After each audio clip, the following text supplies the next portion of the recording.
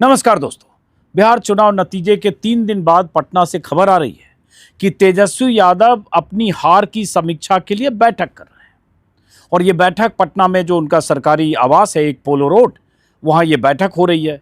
बैठक में तेजस्वी यादव तो हैं ही, लालू यादव, राबड़ी देवी, मीसा भारती जो उनकी बहन है, सांसद हैं, पूर्व प्रदेश अध्यक्ष जगदानंद और बहुत सारे लोग हैं। और इनमें वो तमाम हारे हुए आरजेडी विधायक हैं या नेता हैं या उम्मीदवार हैं जिनकी अभी 3 दिन पहले जबरदस्त शिकस्त हुई है। खबर आ रही है कि तेजस्वी यादव ये समझना चाहते हैं कि इतनी जबरदस्त हार क्यों हुई, और हारने वाले सभी उम्मीदवारों को इसलिए विशेष तौर पर बुलाया गया है ताकि उनसे फीडबैक लें और समझें कि जमीनी स्तर पर क्या गलत हुआ। लेकिन ये भी खबर है और ये हकीकत भी है कि आरजेडी के तमाम नेता या हारे हुए विधायक उम्मीदवार वो सब लगातार यही बात कह रहे हैं कि जिस ढंग से बिहार में 10-10 हज़ार रुपये ठीक चुनाव के पहले और चुनाव के दौरान भी जिस ढंग से करीब करीब 1.5 करोड़ महिलाओं को दिया गया, उसने चुनाव को बहुत प्रभावित किया। एक तरह से सीधे सीधे ये उन महिलाओं को रिश्वत के तौर पर चुनाव के दौरान दिया गया जिन्हें अपने पाले में लाने के लिए नीतीश और एनडीए सरकार ने तमाम कोशिशें की।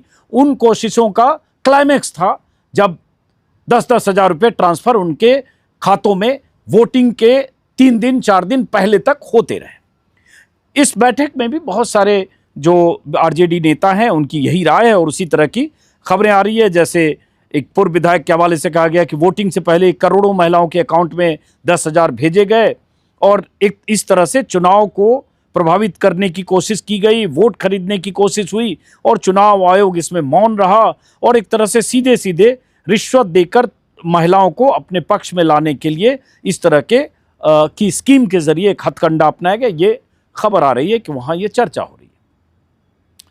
बीते 3 दिनों के दौरान तमाम तरह के आकलन, अनुमान, कयास, विश्लेषण भी हो रहे हैं। मैं भी बिहार में था। अगर मैं देखूं कि जुलाई के पहले हफ्ते से एसआईआर की जब अधिसूचना जारी हुई थी उसके 1 हफ्ते बाद से लेकर और अभी 4 दिन पहले तक दूसरे दौर की वोटिंग तक मैं भी बिहार में था। लगातार एसआईआर की रिपोर्टिंग भी की, एसआईआर के जो दुष्परिणाम थे, एसआईआर में कैसे वोटर्स के नाम काटे गए, जिंदा लोग को मुर्दा घोषित किया गया, जो अपने घरों में मौजूद थे उन्हें शिफ्टेड घोषित किया गया, तमाम तरह की जो चीज़ें हुई उसकी मैंने रिपोर्ट भी की थी। लेकिन बिहार में जो कुछ हमने देखा, तमाम उन विसंगतियों, असंगतियों, धूर्तताओं और तमाम वो जो एक अनफेयर मीन्स का इस्तेमाल होता है चुनाव जीतने के लिए, जिसको कहते हैं ना साम दाम दंड भेद, कोई तरीका बीजेपी ने छोड़ा नहीं। और इस पर बहुत बार हर आदमी बात कर रहा है, कहने की जरूरत नहीं है। फिर भी चाहे चुनाव आयोग ने आंख मूंदा, नीतीश ने जिस ढंग से पैसे ट्रांसफर किए, बल्कि मैं 25 बार ये वीडियो में बोल चुका हूं बीते 1 महीने से कि जिस तारीख को 6 अक्टूबर को चुनाव की तारीखों का ऐलान हुआ, 4 बजे प्रेस कॉन्फ्रेंस थी, तारीख उस समय सुनाई जा रही थी कि 2 चरणों में कैसे चुनाव होगा, और उसके 5 घंटे पहले सुबह 10 बजे 11 बजे 21 लाख महिलाओं के खाते में उस दिन पैसे ट्रांसफर हुए, 10-10 हज़ार, और उससे पहले 1 करोड़ महिलाओं के खाते में ट्रांसफर हो चुके थे। मतलब 6 अक्टूबर को 1 करोड़ 21 लाख पूरा हो गया। और उसके बाद जिन महिलाओं ने उस तारीख तक फॉर्म भरा था जीविका दीदी का, उन महिलाओं के खाते में बाद में भी पैसे ट्रांसफर होते रहे।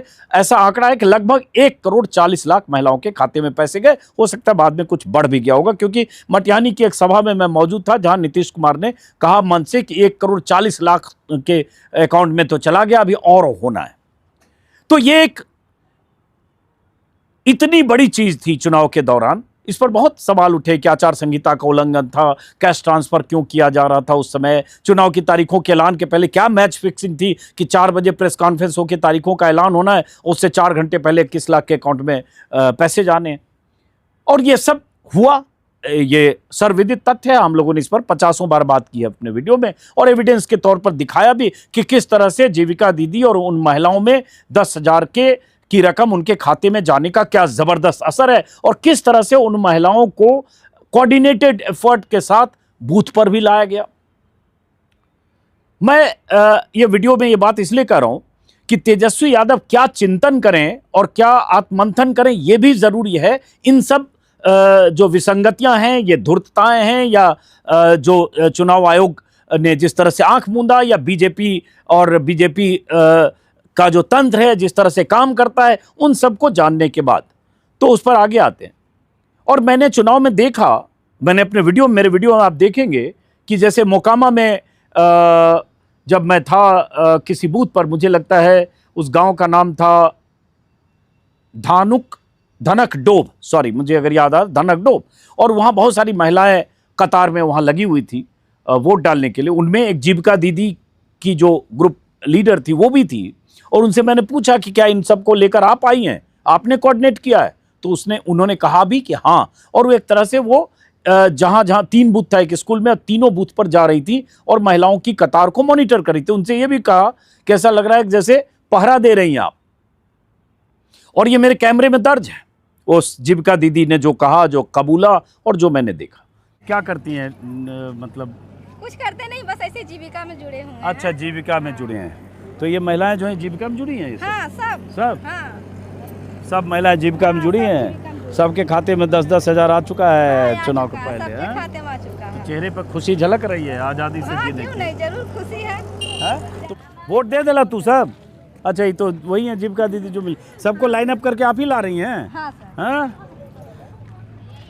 आइए, तीसरा बूथ इधर आइए, देखिए। अब चूंकि देखिए जीविका दीदी इधर भी आ गए, पहरा दे रही हैं सब जगह आप। हाँ, आइए।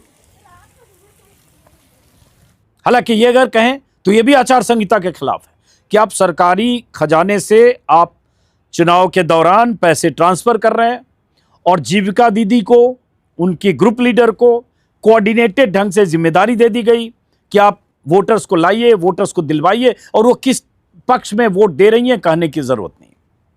तो ये सब दिख रहा था, ये ब्लेटेंटली दिख रहा था, और उसमें कोई शक नहीं कि चुनाव आयोग ने इस तरफ से आंख मूंदा।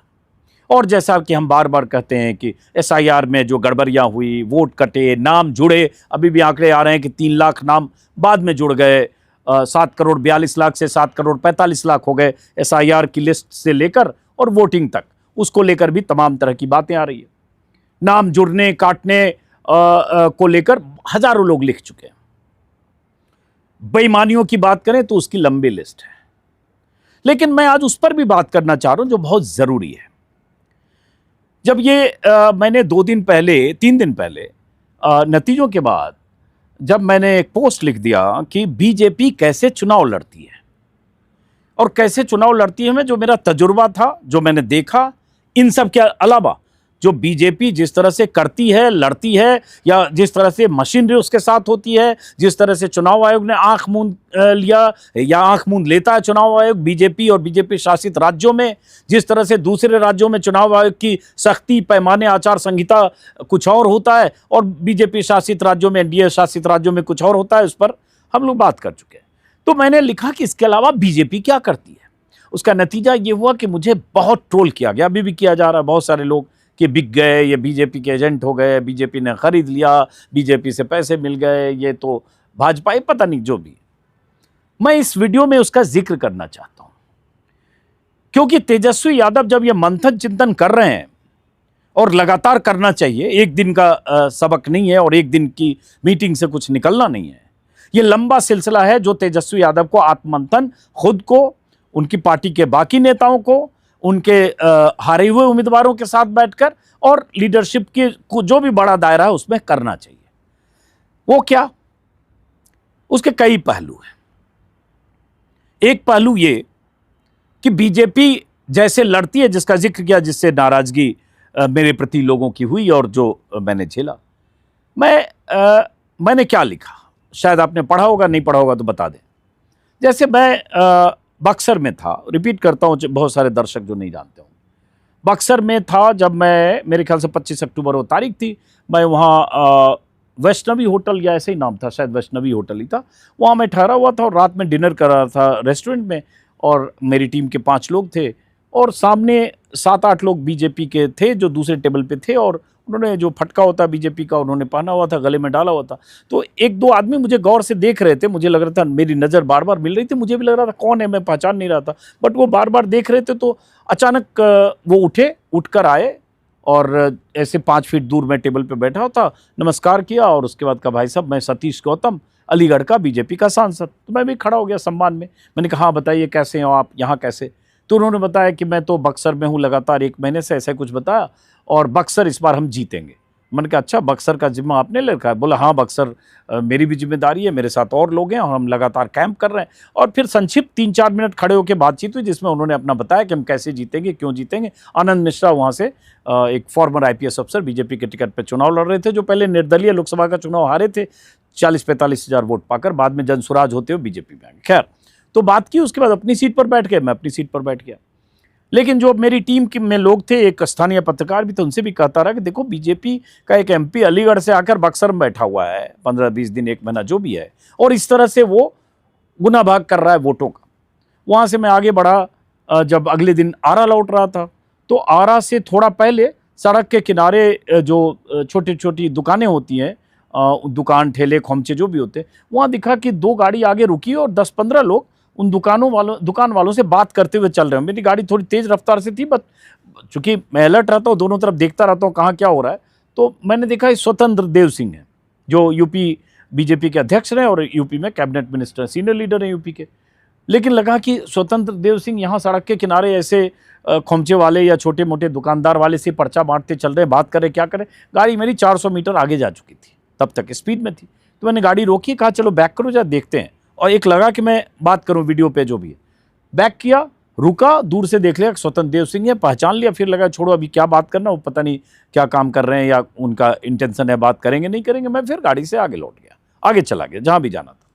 उसके बाद मैं ऐसी चीज़ें बीजेपी के कुछ लीडर्स को अलग अलग होटल में जहाँ भी ठहरता था वहाँ देखा कि अगर 40 कमरे हैं तो 30 कमरे में बीजेपी वाले भरे हुए अलग अलग राज्यों से। सेम मैंने वहाँ भी देखा, वैष्णवी होटल बक्सर में भी, हालांकि पता चला किसी बीजेपी नेता का ही होटल है, लेकिन हर कमरे में बीजेपी के लोग अलग अलग राज्यों से वहाँ मिले मुझे, जो जिनकी ड्यूटी थी बक्सर में लगी थी। सेम मैं जहाँ भी ठहरा, पटना में भी और भी जगह वैसी स्थिति मैंने देखी। फिर किशनगंज था, मैं 3 वाकया मैंने ट्विटर पर जिक्र किया, इसलिए 3 वाकया स्पेशली बताऊं। किशनगंज में मैं दफ्तरी पैलेस होटल में ठहरा और वहाँ सामान मेरा चला गया था, कुछ मैं लैपटॉप वगैरह निकाल रहा था नीचे गाड़ी से, तभी एक सज्जन आए और उसके बाद उन्होंने अपना परिचय दिया कि मैं आपको देखता हूँ, और कोई शेखावत नाम बताया, शायद दिनेश शेखावत, अभी अचानक फिर भूल रहा हूँ, दिनेश शेखावत हूँ मैं, सूरत से आया हूँ, पार्षद हुआ और मैं यहाँ मेरी ड्यूटी लगी है। मैंने कहा अच्छा आप कैसे? फिर एक इंटरेस्ट होता है जानने का कि कैसे क्या काम कर रहे हैं। तो उन्होंने बताया कि हम तेघरा से आ रहे हैं, तेघरा में पहले थे, तेघरा बेगूसराय जिले की एक सीट है और मैं बेगूसराय का रहने वाला हूँ, इसलिए मैं तेघरा को थोड़ा जानता भी हूँ। तेघरा से जो बीजेपी के उम्मीदवार हैं उनको भी जानता हूँ, रजनीश कुमार सिंह नाम है, और दूसरे राम रतन सिंह, शायद राम रतन सिंह या राम जतन सिंह, अभी अचानक भूल रहा हूँ, CPI के जो सिटिंग MLA थे। तो तेघरा के बारे में, बेगूसराय की 7 सीटों के बारे में थोड़ी जानकारी ली थी मैंने, कहाँ क्या है। तो लोग बोल रहे थे कि टफ कंटेस्ट है, कुछ भी हो सकता है, ये वो जो भी है। तो खैर उन्होंने कहा कि मैं तेघरा में था और तेघरा में हम जीत रहे हैं। तो मैंने कहा कैसे जीत रहे हो, तो CPI बहुत मजबूत है। तो उन्होंने अपना हिसाब किताब कुछ बताया कि 1,10,000 वोट मिलेंगे। तो मैंने कहा 1,10,000 रजनीश को मिलेंगे? बोला हाँ। तो मैंने कहा अच्छा तो क्या कैलकुलेशन आपका? तो उन्होंने कुछ अपना बताया जातियों का, गाँव का, ये वो, और कहा हम 30-35 हज़ार वोट से, 25 हज़ार वोट से जीत सकते हैं, लेकिन हम जीतेंगे। और बाद में जो नतीजे है उसमें शायद 35-37 हज़ार से वो रजनीश कुमार जीत गए। खैर तो वो वहाँ मिले। वैसे ही उस होटल में दफ्तरी पैलेस में तो यह आलम था कि 28-30 कमरे में जो भी थे उसमें 20-22 कमरे में ओवैसी के लोग ठहरे हुए थे, खुद ओवैसी और बाकी लोग। मतलब बड़ी मुश्किल से मुझे 2 कमरे वहाँ मिले अपनी टीम और मेरे लिए। ऐसे हर जगह मुझे बीजेपी के लोग बहुत मिले जो दूसरे राज्यों से आकर वहाँ ड्यूटी कर रहे थे। और ये अखबार में तो आ ही रहा था कि भाई 1 दर्जन मुख्यमंत्री घूम रहे हैं, सभाएँ हो रही है, हेमंत बिस्वा से लेकर और यूपी के मुख्यमंत्री तक, बाकी राज्य मंत्री, सांसद, कार्यकर्ता, भरे पड़े लोग हर जगह, गांव-गांव में बहुत ही कोऑर्डिनेटेड और बहुत ही क्या बोलते हैं, कैलकुलेटेड ढंग से वोटर्स के पास रीच आउट करने की कोशिश कर रहे थे। तो मैंने यही लिखा कि बीजेपी ऐसे भी काम करती है। उस पर मुझे टारगेट किया गया लगातार कि तुम जो ये 10,000 योजना है, जो बीजेपी और चुनाव आयोग की बेईमानियां हैं, जो ये मिलीभगत है, जो लेवल प्लेइंग फील्ड नहीं है, जिस तरह से पूरी मशीनरी ने हाईजैक कर लिया है इलेक्शन प्रोसेस को, जिस तरह से पैसे बांटकर वोटर्स को खरीद लिया गया, प्रभावित कर दिया गया, चुनाव के पहले आचार संहिता की धज्जियां उड़ा दी गई, इस पर बात नहीं कर रहे हो और ये बात कर रहे हो हो ये बीजेपी की तारीफ है। भाई मेरे, जो ये सब के लिए आप कह रहे हो, आप जिन लोगों ने कहा, ये सब बात तो मैं 4 महीने से कर रहा हूं और मैं उसका विक्टिम भी रहा, FIR भी झेला और आज भी मुकदमे हैं। और उसके बाद मैं लगातार ये बात करता रहा कि किस तरह से वहां इलेक्शन के पूरे प्रोसेस में बीजेपी की मशीनरी कैसे हर तरह के हथकंडे इस्तेमाल करती है। इसमें कोई नई बात नहीं है। अब सवाल उठता है, मैं क्यों कह रहा हूं तेजस्वी और इन सबको एड्रेस करना चाहिए वो इश्यूज सारे, कि देखिए क्या है कि जो चुनाव की घोषणा हुई 6 तारीख को, 16 तारीख की रात तक, मेरे ख्याल से अगर तारीख याद करूं 11, 12, 13, 14, 15, 16, 5 रात, 2 बजे 1 बजे रात तक मैं लालू यादव का जो घर है सर्कुलर रोड पर, उसके बाहर अपनी टीम के साथ था। मेरे ख्याल से 3 रात का मैंने वीडियो बनाया, वो भी मेरे यूट्यूब चैनल पर है। टिकट का आखिरी समय तक आपका फैसला नहीं हो पा रहा है, अधिकृत लिस्ट नहीं आ पा रही आखिरी वक्त तक। 17 को पहले दौर के नामांकन की आखिरी तारीख थी। 16 की रात तक पता नहीं कि कितनी सीटों पर कौन फ्रेंडली फाइट कर रहा है, कौन वापस लेगा नहीं लेगा, अधिकृत तौर पर कौन उम्मीदवार है कौन नहीं है। मेरे ख्याल से 14 या 13 तारीख की रात को ऐसा भी हुआ कि कुछ 7-8 RJD के लोगों को सिंबल दे दिया गया, वो सिंबल लेके चले गए। फिर उसके बाद 12 बजे रात को उनको वापस बुलाया गया, फिर सिंबल उनसे वापस लिया गया, फिर सिंबल 2 दिन बाद दिया गया होगा। कितने तरह के तमाशे हो रहे थे, सब सरफेस पे था। मुकेश सहनी डिप्टी CM के पद की दावेदारी और उसको घोषित कराने के लिए 10 दिन कैसे खूंटा गाड़कर पटना में बैठे रहे। मौर्य होटल और ताज होटल के बीच कितनी 3 बार एक ही दिन में प्रेस कॉन्फ्रेंस, सुबह दोपहर और शाम की प्रेस कॉन्फ्रेंस का ऐलान करके कैंसिल हुआ, वो भी शायद 16 तारीख की ही बात है। इतनी तनातनी की चीजें 10 दिन तक लगातार हम सब लोग चश्मदीद थे, देख रहे थे। भाई आप चुनाव में जा रहे हो, चुनाव के लिए अब गिनती के दिन बच गए, पहले दौर के नामांकन की तारीख बीत रही है, ना आप उम्मीदवार फाइनल कर पा रहे हो, ना आप फ्रेंडली फाइट वाली जो भी सीटें बन रही है 10, 12, 15 कुछ से वापस भी उस पर कुछ बात कर पा रहे हो, ना सीटों का फाइनल हिसाब किताब घोषित कर पा रहे हो। डिप्टी CM इसको लेकर पेच फंसा है। वोटर अधिकार यात्रा आपने अगस्त महीने में निकाली, उस अधिकार यात्रा में राहुल गांधी, मुकेश सहनी, दीपांकर भट्टाचार्य सारे लोग यात्रा कर चुके। 15 दिन पूरे बिहार आपने 20 जिले घूम लिए, ये सब कर लिया। और जब चुनाव की तारीख घोषित होने के 10 दिन बाद तक आप सीट पर एक मत नहीं हो पा रहे थे, तो ये तो सवाल था, जनता देख रही थी कि आपस में ये क्या हो रहा है। अब ये सवाल पूछो तो कहेंगे एनडीए में क्या हो रहा है, एनडीए में भी अभी नहीं हुआ, ये नहीं हुआ। अरे एनडीए को छोड़ो, एनडीए के पास और बहुत सारी मशीनरी है जिसका आप भी जिक्र कर रहे हैं, हम भी कर रहे हैं। तो एनडीए के पास वो सारी चीजें हैं जो आपके पास नहीं है, लेकिन आपके पास जो है उस रिसोर्स का, उस वक्त का आप कैसे इस्तेमाल कर रहे थे, आप कैसे वक्त जाया कर रहे थे। 10 दिन कैंपेन के आपने वक्त जाया किया। आप 10 दिन 8 दिन पहले कैंपेन शुरू कर सकते थे, टिकट पहले फाइनल कर सकते थे, लेकिन नहीं हुआ। अब इस पर सवाल पूछो और कहो तो लगेगा कि आप तो बीजेपी की भाषा बोल रहे हैं। अगर ये बीजेपी की भाषा है तो कोई दिक्कत नहीं, हम पत्रकार हैं, हमारा काम किसी उसकी भाषा बोलना नहीं है। हम देख रहे हैं कि जो हुआ और उसमें विपक्ष ने जैसे लड़ना चाहिए, उसमें जो खामी है वो खामी भी बताना हमारा काम है, क्योंकि हम पत्रकार हैं। हम दोनों तरफ जो दिखेगा वो बोलेंगे, तो ये दिखा। अब इन सब के बाद आखिरी दिन अशोक गहलोत की मौजूदगी में प्रेस कॉन्फ्रेंस होना, जिस प्रेस कॉन्फ्रेंस में तेजस्वी को मुख्यमंत्री का चेहरा घोषित करना, मुकेश सहनी को डिप्टी CM का चेहरा घोषित करना। तब भी मैंने सवाल पूछे थे, तेजस्वी यादव से भी पूछे थे और मुकेश सहनी से भी, कि भाई आप एक मुस्लिम चेहरा भी घोषित कर सकते थे। दोनों ने जवाब नहीं दिया। तेजस्वी यादव ने कहा जल्दी कुछ होगा, देखिएगा। हुआ कुछ नहीं 4 दिन बाद, और चुनाव बीत गया तब भी कुछ हुआ नहीं, मतलब पहले दौर दूसरे दौर तक। भाई जिसकी 17% आबादी है उसकी नुमाइंदगी आपके उस खांचे में नहीं है, और जो 2.5% वाले मल्लाह समाज के सन ऑफ मल्लाह हैं, चूंकि उन्होंने खूंटा गाड़ दिया कि हमें डिप्टी CM पहले बनाओ, घोषित करो हमारा नाम, हमारी दावेदारी, तभी हम आपके इस गठबंधन का हिस्सा रहेंगे। नहीं तो जो भी टेंट्रम उन्होंने दिखाया, जिसके बारे में कहा जाता है राहुल गांधी ने भी उनसे बात की और क्या किया, दीपांकर भट्टाचार्य ने समझाया, दीपांकर भट्टाचार्य ने राहुल गांधी से बात कर, जो भी कहानियां हो, तो आपने उनका नाम घोषित कर दिया। और 17% उस मुस्लिम आबादी के लिए, नुमाइंदगी के लिए आपके पास कोई स्कोप नहीं था, क्योंकि आप मुसलमानों का वोट चाहते हैं 17%, क्यों एक मुश्त आपको वोट दें, लेकिन उनका नाम लेने से, उनको स्टेज पर अपने बराबर डिप्टी CM के दाएं बाएं अगर एक बना तो दूसरे का नाम लेने से या उनका नाम तय करने से आप बचे। ओवैसी साहब 10 दिन या 8 दिन या 12 दिन किशनगंज में लगातार बैठे रहे, हेलीकॉप्टर से उड़ते रहे। इस बार लोग को लग रहा था कि हो सकता है पिछली बार ओवैसी 5 सीटें जीते, इस बार हो सकता है 2 या 3 जीत पाए। पता नहीं पिछली बार की तरह रिपीट कर पाए कि नहीं, मोमेंटम उनका बनेगा कि नहीं। लेकिन ओवैसी ने 5 सीटें जीत ली, 7-8 सीटें आपकी उस वजह से हार भी गई, जो उनकी उम्मीदवारों ने, जो उस सीमांचल के मुस्लिम बहुल इलाकों में जहां 40, 50, 55% मुस्लिम है, वहां आपके उम्मीदवार हार गए, क्योंकि MIM ने पर्याप्त संख्या में 5 जीते और उसके अलावा भी उन्हें वोट मिले। सवाल उठता है, ये क्या आपकी स्ट्रेटजी का हिस्सा या आपकी स्ट्रेटजी में कमी नहीं थी? अब बात आती है, मैं बार बार ये कहता हूं कि जब आप ये कहते हैं ना कि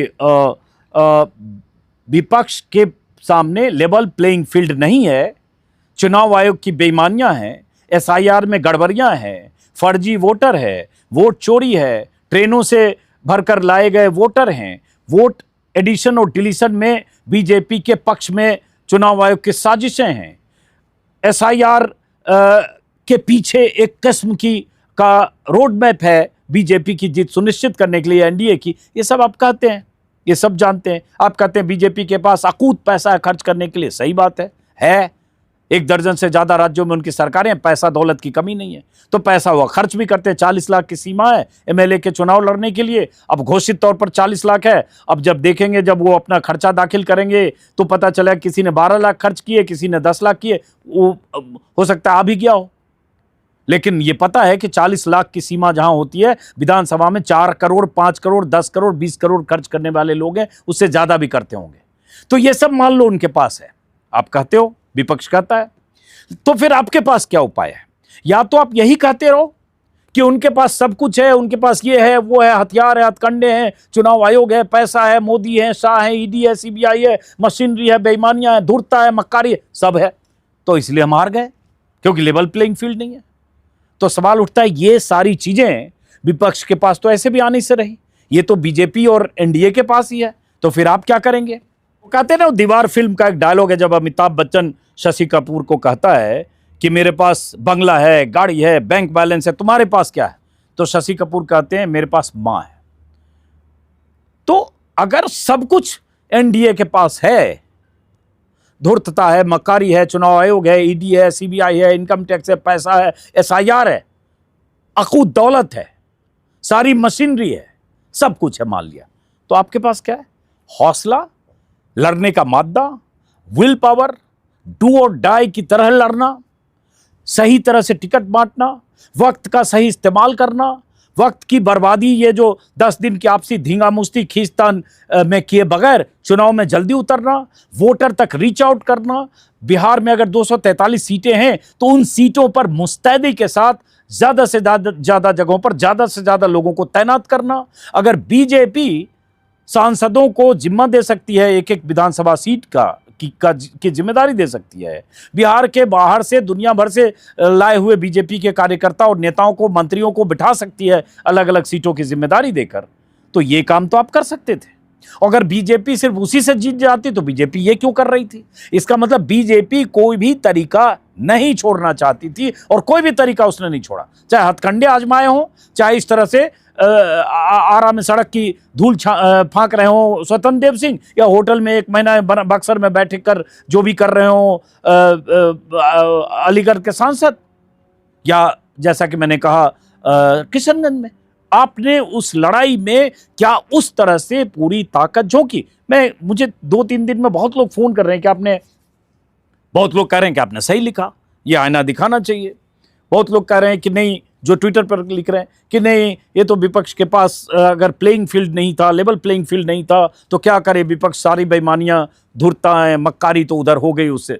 मैंने कहा देखो, ऐसा है कि वो सब तो ठीक है, अब बात आती है कि मान लो 2 एकड़ खेत हमारे पास है, 2 एकड़ खेत सामने वाले के पास है, सामने वाले के पास 2 ट्रैक्टर है, हमारे पास 4 बैल है। अब वो 8 घंटे ट्रैक्टर चलाता है, 2 ही दिन में खेत की जुताई करनी है, तो अब मैं क्या करूं? घर में परेशान होकर बैठ जाऊं कि बारिश आने वाली है, 2 ही दिन टाइम है, वो तो ट्रैक्टर से जोत रहा है, हमारे पास 4 बैल है, हम तो कर ही नहीं पाएंगे, हमारी तो खेत में पानी आ जाएगा फसल लगाने से पहले। या मैं देखूं कि 8 घंटे ट्रैक्टर चला रहा है, तो मैं 16 घंटे या 20 घंटे या लगातार 24 घंटे बैल जोत के बराबर कर दूं, कि मैं करने की कोशिश करूं, कर पाऊं ना कर पाऊं, लेकिन करने की कोशिश करूं। यही कछुआ और खरगोश की कहानी है। यही जीवन का सच है। संघर्ष के वक्त जब आप स्ट्रगल करते हैं, डू और डाई, टग ऑफ वार जब होता है, तो आप कम से कम मेहनत इतनी करते हैं जिसका कोई स्थान ही नहीं है। हम बहुत बार बोलते हैं, देखो मुलायम सिंह यादव हों, लालू यादव हों, ऐसे बहुत सारे नेता इस देश में हुए, कांसीराम हो, इन लोगों की क्या बैकग्राउंड थी, क्या इन कहाँ से आए थे, क्या नेता पुत्र थे, क्या इनके पिता एमपी, एमएलए, सांसद, किसी पार्टी के अध्यक्ष थे? इन्होंने अपनी जमीन बनाई और वो मुकाम बनाया कि उनकी दूसरी पीढ़ियां या आने वाले समय में हो सकता है किसी की तीसरी पीढ़ी सियासत में अपनी जगह बचाने के लिए जद्दोजहद कर रही है। हम सब लोग, या कोई भी, किसी का एग्जाम्पल देता हूं, क्या था? कोई नहीं था। कोई दिल्ली में आया, कहीं आया और उसने अतिरिक्त मेहनत करके, अतिरिक्त संघर्ष करके आपने अपनी जगह बनाई और वो चीज हासिल की। तो आपको करना ये चाहिए था कि अगर 243 सीट है तो आप छांट के ही, कांग्रेस अगर 60 सीट पर लड़ रही थी, दुर्भाग्य से उसमें 61 पर लड़ रही थी, उसमें 8-9 पर फ्रेंडली फाइट थी, तो आप 25, 30, 40 सीट छांट लेते कि 40 सीट पर आपके भी तो 100 सांसद हैं, 99 सांसद हैं, राज्यसभा मिला दे तो ज्यादा है। आप 40 सांसदों की ड्यूटी 40 सीट पर लगा देते। सेलेक्ट किया 40 सीट, 40 सीट पे हमारे 40 लोग रहेंगे। आप दूसरे राज्यों के विधायक, कार्यकर्ता वहां बिठाते, उस विधानसभा से जुड़ी हुई जो खास इलाके वहां बिठाते और बैठते 1 महीने। अब बैठ के रीच आउट करते वोटर तक, स्ट्रेटजी बनाकर, गांव-गांव जाकर। मैं ये नहीं कह रहा हूं कि बस ये करते तो वो 10,000 योजना और जो बाकी बीजेपी और उनके पास जो जितने तरीके थे उन तरीकों से मैच करके आप बदल देते गेम को, ये कोई जरूरी नहीं है। लेकिन हो सकता है जो शर्मनाक हार हुई, उस शर्मनाक हार से बचा जा सकता था, कुछ ज्यादा नंबर आते, इसमें कोई शक नहीं। 1.5 करोड़ लोगों को अगर 10-10 महिलाओं को 10-10 हजार दे दिए गए तो उसका तोड़ ये नहीं है। लेकिन आपके पास जो है, क्या वो आपने किया? क्या उस तरह से लड़ने की कोशिश की? क्या उस तरह से गांव-गांव में या बूथ पर या विधानसभाओं में आपकी तैनाती आपके सीनियर लीडर्स की, कार्यकर्ताओं की, सांसदों की थी? आई एम सॉरी, जितना मैंने देखा उसमें कम थी, ना के बराबर थी। मुझे कम दिखी होगी, मैं खारिज नहीं कर रहा हूं किसी पॉलिटिकल पार्टी के एफर्ट को, मेहनत को। बहुत खून पसीना लगता है किसी पार्टी को कुछ सीटें हासिल करने के लिए, मुझे इसका अंदाजा है। लेकिन मैं तुलना कर रहा हूं। क्या होता है बहुत बार कि जैसे राहुल गांधी आ रहे हैं, प्रियंका गांधी आ रही हैं, हेलीकॉप्टर से उनको फला जगह जाना है, 25-30 फॉर्च्यूनर स्कॉर्पियो से लोग आए अलग अलग जगह से, वहां पहुंचे, उसमें से 20-25 लोग मंच पे गए, सबने अपना चेहरा दिखाया, हाजिरी दिखाई, हेलीकॉप्टर फुर्र हुआ और गाड़ियां स्कॉर्पियो और फॉर्च्यूनर और उसका काफिला भी फुर्र हो गया और उसके बाद सभा विसर्जित होकर चली गई। अब आप जब वैसी ताकत से लड़ रहे हो, बीजेपी जैसी ताकत और मशीनरी से, तो उस ताकत से लड़ने के लिए जो आपके पास नहीं है उसका रोना हर्ष में रोने की बजाय आपके पास जो है उसका कितना इस्तेमाल कर रहे हैं, और जो नहीं है, जो अनफेयर मीन्स है, गलत तरीके हैं, उसके खिलाफ लड़िए, कोर्ट में जाइए, जनता को आगाह कीजिए, जनता को सचेत कीजिए, जनता को एजुकेट कीजिए। हर वोटर को आप उसके लिए आगाह करके उसको बताइए कि गलत हो रहा है और वोटर को अपने संघर्ष में साझेदार बनाइए, तब तो होगा। लेकिन क्या यह हुआ? मौर्य होटल और ताज होटल में बहुत सारे लीडर होंगे, वहीं बैठे होंगे। क्या वो उसी तरह से? मैं एक छोटा सा किस्सा और बताता हूं।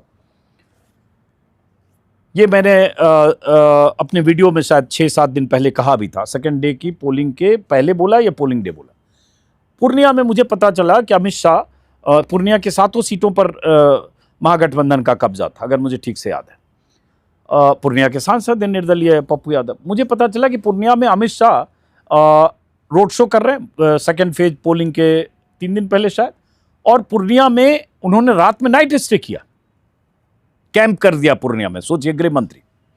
तो हुआ ये कि रात को मैं किशनगंज से पटना जा रहा था, कहीं जा रहा था, अचानक देखा, नहीं पूर्णिया से ही पटना लौट रहा था, तो मैंने देखा कि गिरेंद्र मिश्र हैं, जो साहित्यिक रुझान के शख्स हैं, कहानियां कविताएं लिखते हैं और कुछ छिटपुट आलेख भी लिखते हैं, पूर्णिया में रहते हैं।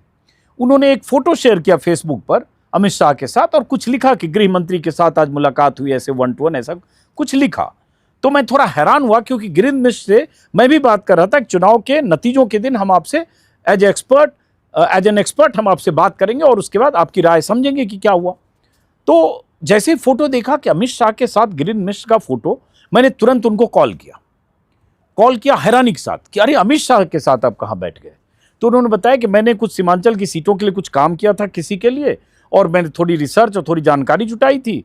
ये किसी ढंग से बीजेपी के किसी नेता के थ्रू अमित शाह के पास पहुंचे, जो उन्होंने बताया वर्बेटम बता रहा हूं। तो अमित शाह ने मुझे बुलवा लिया और उसके बाद उन्होंने आधा घंटा या 45 मिनट मुझसे एक एक सीट के बारे में पूछा, बात की। अब सोचो, एक गृह मंत्री पूर्णिया, जो मोदी के बाद सबसे पावरफुल हैं, हालांकि चुनाव लड़ाने की जिम्मेदारी और सारे साम दाम दंड भेद अख्तियार करने की भी जिम्मेदारी उन्हीं की है, वो पूर्णिया में नाइट स्टे करते हैं। एक शख्स को, जिसकी नॉन आइडेंटिटी जो शख्स है, उसकी जो भी रिसर्च या उसकी फाइंडिंग है, उसकी फाइंडिंग को समझने के लिए उसको बुलाते हैं, उसके साथ 1-to-1 मीटिंग करते हैं, और उसके बाद जो भी उसका नतीजा हुआ और उससे क्या हुआ नहीं हो, छोड़िए, पूर्णिया की सभी सीटें गठबंधन हार गया, सभी सीटें पूर्णिया की। और उस पूर्णिया में प्रियंका गांधी की भी सभा हुई थी, उस सभा में मैं था। पप्पू यादव बड़ी बड़ी बातें करते रहे, 100 इंटरव्यू पप्पू यादव ने भी दिए पिछले 3 महीने में, लेकिन हुआ क्या?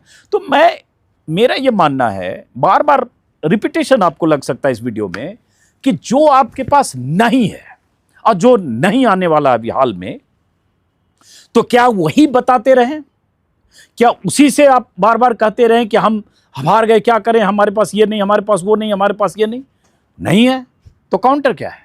काउंटर है अतिरिक्त मेहनत, काउंटर है लगातार मेहनत, काउंटर है सतत संघर्ष, काउंटर है वोटर को, नागरिक को जागरूक करते रहना, काउंटर है हर गांव में, हर जगह रीच आउट करना। अगर चुनाव है 2027 में यूपी में, मार्च में, अब हो गया 1.5 साल बच गए, तो यह है कि आप 1.5 साल मैदान में रहिए, आप 1.5 साल घूमिए। यूपी की 403 सीटों में से कोई सीट अगले 3 महीने में बची ना रह जाए जहां आप रीच आउट न कर जाए। हर गांव में, हर शहर में इतने कार्यकर्ता तो हैं, होंगे। एसआईआर के समय, मैं इसलिए बोल रहा हूं कि एसआईआर के समय अगर हम लोग, अजीत अंजुम दिल्ली से पटना पहुंच के किसी लोकल कॉन्ट्रैक्ट से पता करके, ये पटना से 350 किलोमीटर दूर अररिया जा सकता है, अपना तेल डीजल खर्च करके, 10,000 रुपये खाली डीजल का लगा होगा मुझे पटना से अररिया जाने आने में, होटल में रहा उसको भूल जाइए, वो अलग खर्चे हुए मेरे। जाके उसके बाद 8 लोग जो डेड लिस्ट में थे एसआईआर के, मुर्दा, और वो जिंदा मिलते हैं, उनका वीडियो शूट करके उसके बाद मैं ऑन एयर करता हूं। ऐसे और भी जगह से स्टोरी हमने की, कैसे गलत ढंग से, फर्जी ढंग से बीएलओ दस्तखत कर रहा है, फर्जी ढंग से बिना कागज पर फोटो, बिना डॉक्यूमेंट के उसको जमा किया जा रहा है, अधूरे फॉर्म, जिस तरह से सब कुछ मैं कर चुका हूं, इसमें कहने की जरूरत नहीं है। किस तरह से वोट काटे गए पटना में, दीघा में, ऐसे लोगों से मुलाकात की जो विपक्ष के वोटर थे, कांग्रेस के वोटर थे, और वो पूरा ग्रुप मैंने शूट किया एक मोहल्ले में, उन्हीं लोगों के वोट कटे जो विपक्ष के वोटर थे, लेकिन बाद में जुड़े।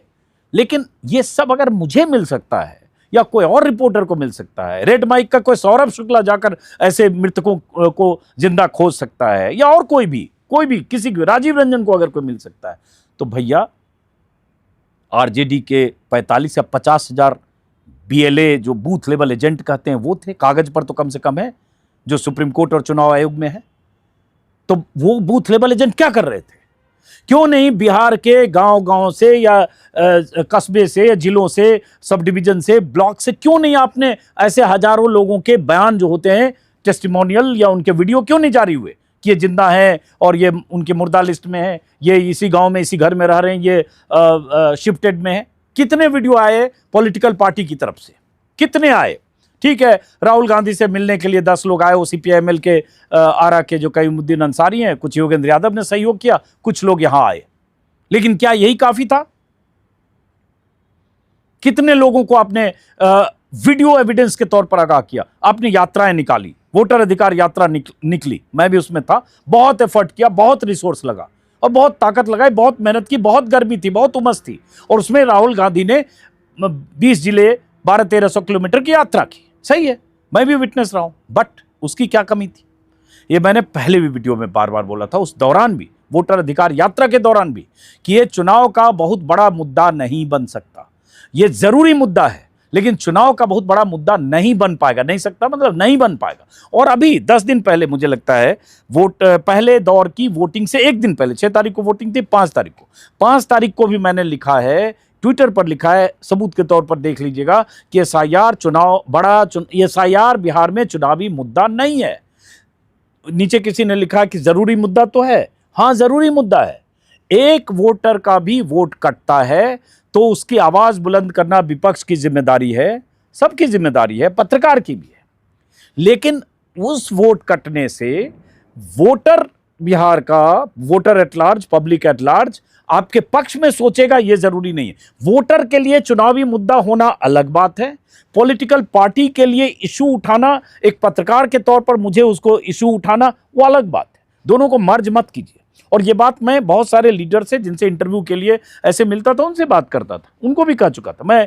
मुझे लगता है 2-2.5 महीने पहले जब वोटर अधिकार यात्रा खत्म हुई थी, तो मैं दीपांकर भट्टाचार्य का इंटरव्यू के सिलसिले में उनसे मिला। सीपीआईएमएल के महासचिव हैं, उनके ऑफिस जाके मिला लक्ष्मी नगर में। और वहाँ भी मैंने बातचीत में कहा कि एक तो इंटरव्यू करेंगे चुनाव के समय, और मैंने उनको कहा कि मेरे हिसाब से एसआईआर मुद्दा बिहार में चुनाव का नहीं बनेगा। वो सहमत नहीं थे। अब मेरा लॉजिक सिंपल था, देखिए, अगर विपक्ष ने आवाज नहीं उठाई होती, विपक्ष ने इस तरह से तेवर दिखाए नहीं होते, राहुल गांधी ने लगातार दबाव नहीं बनाया होता, एक्सपोज नहीं किया होता, चुनाव आयोग में 8-10 याचिकाएं नहीं गई होती, जैसे योगेंद्र यादव, महुआ मोइत्रा, मनोज झा, एडीआर, पीयूसीएल, इन सब ने याचिकाएं नहीं डाली होती, सुप्रीम कोर्ट में 8 या 9 सुनवाई नहीं हुई होती, तो आधार 12th डॉक्यूमेंट के तौर पर शामिल नहीं हुआ होता। और आधार अगर 12th डॉक्यूमेंट के तौर पर शामिल नहीं हुआ होता तो बड़े पैमाने पर लोगों के वोट कटते और अनरेस्ट होता, बवाल होता। लेकिन आधार शामिल हो गया।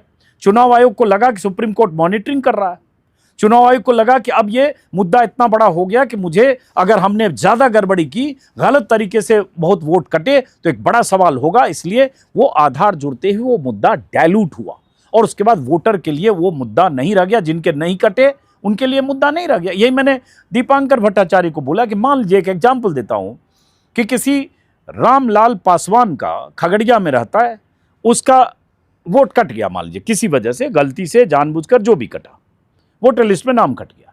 तो रामलाल पासवान का नाम खगड़िया में कटा, इसके आधार पर अगर सोच रहे हैं कि बलिया में श्यामलाल महतो नाराज हो गया और संविधान की किताब लेकर वहां से बागी होके और बोला कि हम एनडीए को हराने सड़क पर निकल जाएंगे, तो ये आपकी गलतफहमी है। जिसका नाम कटा वो नाराज है, उसका नाम जुड़ गया, उसकी नाराजगी खत्म हो गई। अब उसकी जो वैचारिक है उसी पर रहेगा।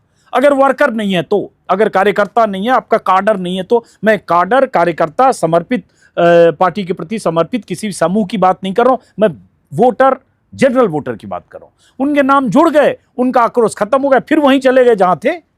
जैसे क्या होता है, जो बेरोजगारी को लेकर बहुत बवाल जब होता है, पेपर लीक को लेकर जब बहुत बवाल होता है, प्रदर्शन होता है, हंगामा होता है, प्रधानमंत्री मोदी के जन्मदिन को बेरोजगार दिवस के तौर पर मना देते हैं लोग ट्रेंड करके, और उन्हीं को जब वो सब एड्रेस उनका हो जाता है इशू, तो फिर वो वहीं हो जाते हैं जहां थे। वो बीजेपी के तो उधर ही वोट देते हैं, एनडीए के उधर ही वोट देते हैं, अपोजिशन के उधर ही वोट देते हैं। तो आप इस गफलत में मत रहिए कि कि जो वो लोग नाराज थे, कुछ लोग, तो वो उसके आधार पर बिहार की बहुत बड़ी आबादी जो है, 1 करोड़ 1.5 करोड़ लोग नाराज होकर आपके पक्ष में आ गए। अब दूसरी बात, जो वोटर अधिकार यात्रा में जो मैंने फील किया, ये भी मैंने अपने वीडियो में बोला, लेकिन मुझे लगता है खुल के बोलने का वक्त है कि मैं क्या देख रहा था। सासाराम, रोहतास जिले का डेहरी ऑन सोन, वहां से वोटर अधिकार यात्रा की शुरुआत हुई। शायद 17 अगस्त था, अगर मुझे तारीख याद आ रहा है। वहां से वोटर अधिकार की यात्रा की शुरुआत हुई, राहुल गांधी, तेजस्वी यादव, दीपांकर भट्टाचार्य और बाकी लीडर के साथ। और मैं जब वहां पहुंचा, दिल्ली से बाय रोड गया मैं, और जब मैं वहां पहुंचा डेहरी ऑन सोन सभा अटेंड करने, अब देख रहा हूं अजय राय बनारस से आए हुए हैं, जो यूपी कांग्रेस के प्रदेश अध्यक्ष, ऑब्वियसली बहुत सारे लोगों के साथ, तो बहुत सारी गाड़ियां भी आई होगी। शक्ति सिंह गोयल गुजरात से आए हुए हैं। यहाँ से दिल्ली से जितने कांग्रेस के प्रवक्ता है वो आए हुए हैं। मैं देख रहा हूँ रायबरेली से, अमेठी से, यूपी के अलग अलग जिलों से, कहाँ से कार्यकर्ता आए हुए। सेवा दल की गाड़ियां और सेवा दल के कार्यकर्ता कहाँ से आए हुए हैं। यूथ कांग्रेस की पूरी टीम, पूरी फौज आई हुई है।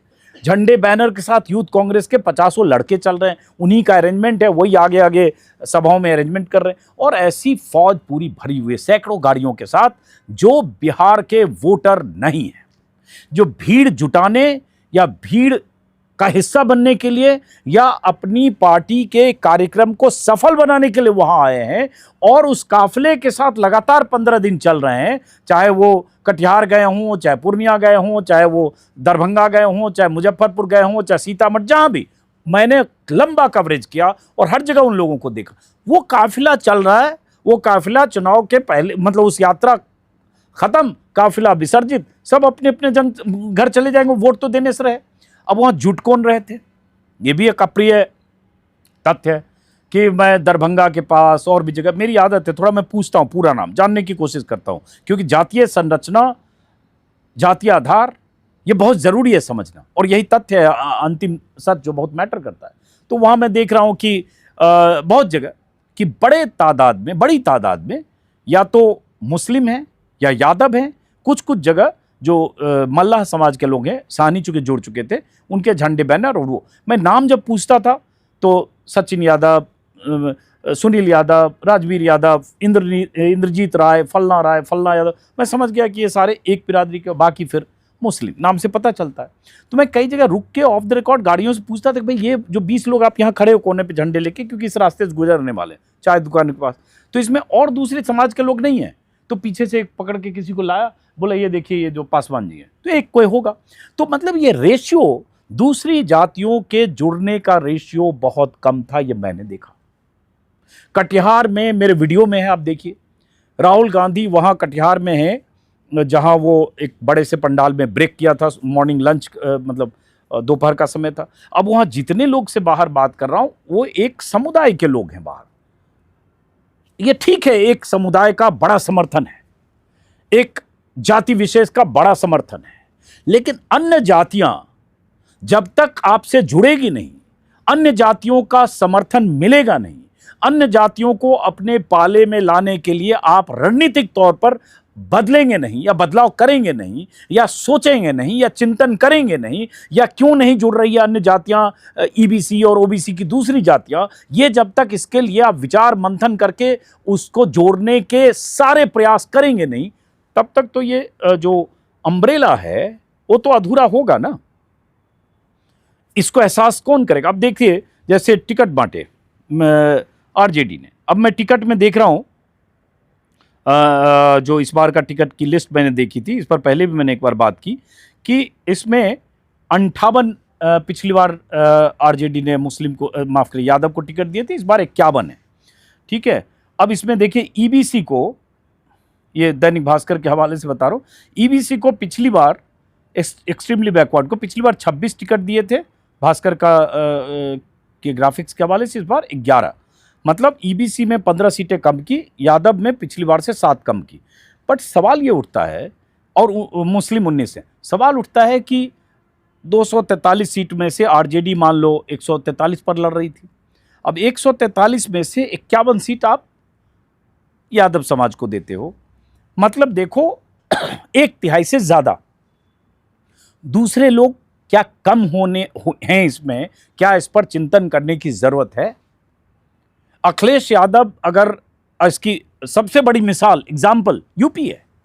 यूपी में 2022 के चुनाव में अखिलेश यादव ने जिस तरह से टिकट बांटे, जिस तरह से सोशल इंजीनियरिंग की, वो उसको देखिए, नंबर, आंकड़े और नतीजे देखिए।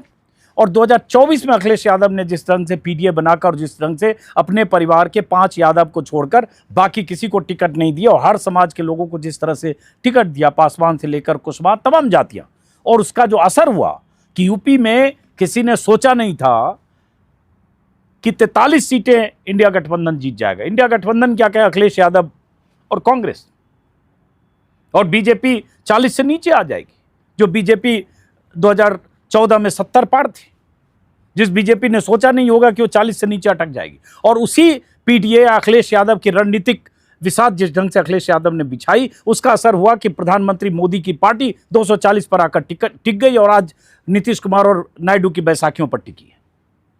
तो इसके लिए बहुत उदार दिल होकर उस आधार को बढ़ाना होता है, और बढ़ाकर उसके बाद उस ढंग से सोचना होता है, जो नीतीश कुमार ने किया। नीतीश कुमार ने किया, एनडीए ने किया, बीजेपी ने किया, विस्तार किया अपने आधार को। ईबीसी और ओबीसी में बहुत बड़े स्तर पर सेंध लगाई, गैर यादव या ओबीसी माइनस यादव कहें तो वहां बहुत जबरदस्त बेस बनाया बीजेपी ने और एनडीए ने, बिहार में भी, यूपी में, बाकी जगह पर भी। तो इन सब चीजों पर भी चिंतन मनन करने की जरूरत है। लड़ने के तरीके, लड़ने के लिए किसी भी हद तक गुजरने के तरीके, अपार मेहनत के तरीके, दिन रात जुटकर कैसे रीच आउट करें उसके तरीके, बहुत सारी चीज़ें मैं कह सकता हूं, क्योंकि मैंने बहुत गौर से, बहुत गंभीरता से पूरे मसले को देखने और समझने की कोशिश की है। और आक्रामकता, किसी जाति विशेष की आक्रामकता, किसी समूह विशेष की आक्रामकता, उससे क्या ईबीसी या दूसरी जो गांव की अति पिछड़ी जातियां हैं, वो जो तबका कमज़ोर तबका है, क्या वो बिदकता है, क्या वो छिटकता है, क्या वो पीछे जाता है, क्या वो बचना चाहता है? इस पर बहुत चिंतन मनन करने की ज़रूरत है। इसके बगैर ये लड़ाई और आपके लिए बहुत, विपक्ष के लिए बहुत दुरूह होगी, क्योंकि ये सच है कि चुनाव आयोग आपके लिए नहीं है, चुनाव आयोग सत्ता में जो लोग बैठे हैं उनके लिए। चुनाव आयोग की पक्षधरता पर अब कोई सबूत देने की और कुछ कहने की जरूरत नहीं, घोषित है। वोटर लिस्ट, एसआईआर में जो कुछ हो सकता है, जो आपके खिलाफ उनके पक्ष में हो सकता है, वो होगा, घोषित है। पैसे की कोई कमी नहीं है। अगर आप पैसे ज्यादा खर्च करने लगोगे, लिमिट से ज्यादा, तो आपके यहां सीबीआई, ईडी पहुंच सकती है, वहां कुछ भी होगा, पैसे भी बांट देंगे, पता भी नहीं चलेगा, क्योंकि सारी एजेंसियां उनकी है। चुनाव में हर राज्य में उनकी सरकारें हैं। अब यूपी में मान लो चुनाव के पहले 3 महीने 4 महीने पहले कुछ ऐसी और स्कीम लॉन्च हो जाए 4 महीने पहले, तो भाई आपके पास तो नहीं है सरकार, आप जो कहोगे उस पर लोग यकीन करें या ना करें। लेकिन जिनकी सरकार है वो पैसे दे रहे हैं पहले, तो लोग उन पर यकीन कर रहे हैं। उनको लग रहा है ये तो है, ये दे रहा है, वो आएगा तब देगा, आएगा कि नहीं पता नहीं। जैसे तेजस्वी यादव ने कहा कि हर परिवार में हम एक नौकरी दे देंगे। अब उस पर सवाल उठे कि विश्वसनीयता के कैसे दे देंगे 2.5 करोड़ लोगों को नौकरी। वो कन्विंसिंग जवाब तेजस्वी यादव नहीं दे पाए। मैंने भी सवाल पूछा था, मैंने सवाल पूछा, उन्होंने कहा कि अगले 3-4 दिन में देखिएगा ना, ब्लूप्रिंट है हमारे पास। लेकिन वो ब्लूप्रिंट तो आया नहीं। मुकेश सहनी से भी मैंने पूछा, कोई ब्लूप्रिंट तो था नहीं, उन्हें तो कायदे से ये भी नहीं पता था कि बिहार में कितने परिवार हैं जातीय जनगणना के मुताबिक। तो ये सारे सवाल हैं जिसको चिंतन मनन करना पड़ेगा। नहीं तो सरकार उनके पास है, सरकारी खजाना उनके पास है, उस खजाने से फ्री बीज, फ्री रेवड़ी के तौर पर किसको कितना देना ये तय करना उनको है। तो ये सब जब उन्हीं को करना है, तो आपको क्या करना है ये भी आपको सोचने की जरूरत है, विपक्ष को सोचने की जरूरत है। और यही चीज है कि ये विपक्ष के नेताओं को चिंतन मनन, आत्मचिंतन मंथन करने की जरूरत है। नहीं तो आने वाले समय में ये राह और मुश्किल होगी। रास्ता दिख गया है, एमपी, महाराष्ट्र और झारखंड में यही हुआ। एमपी महाराष्ट्र की बात लोग कर ही रहे हैं। और इसके अलावा मैं उन बेईमानियों और उनकी बात अभी नहीं कर रहा हूं, क्योंकि इसमें जितना बोला उसमें भी हुआ और वो सब सर्वविदित है, उसमें कोई ऐसी बात नहीं। हजारों लाखों लोग लिख पढ़ रहे हैं। हम कह रहे जो आपके पास नहीं है वो क्या करेंगे। तो फिलहाल इस वीडियो को हम यहीं ख़त्म करते हैं कि लड़ाई लड़ने के तरीके आपको खोजने होंगे और 24 घंटे 365 दिन लड़ने के बारे में सोचने होंगे। मुझे एक और चीज़ अभी अचानक याद आई, अगर मुझे ठीक से याद आ रहा है तो कौन सा चुनाव था, शायद यूपी चुनाव था, कि यूपी चुनाव का रिजल्ट जिस दिन आया उसके अगले दिन, शायद यूपी चुनाव था मेरे ख्याल से, अगर मुझे याद आ रहा है, यूपी चुनाव का जिस दिन रिजल्ट आया उसके अगले दिन प्रधानमंत्री मोदी गुजरात चले गए थे रोड शो करने, जबकि गुजरात चुनाव में वक्त था। तो ये उस तरह से बीजेपी काम करती है। तो उस तरह से काम करने पड़ेंगे और तभी इस रिजीम को विपक्ष चुनौती दे पाएगा। वरना हर चुनाव के बाद अब ऐसी स्थिति बन गई है कि उनके पास ऐसा टेम्पलेट हो चुका है कि उस टेम्पलेट से मुकाबला करना, उस टेम्पलेट को काउंटर करना बहुत मुश्किल है। तो फिलहाल इस वीडियो को यहीं ख़त्म करते हैं। मुलाकात होती रहेगी। नमस्कार।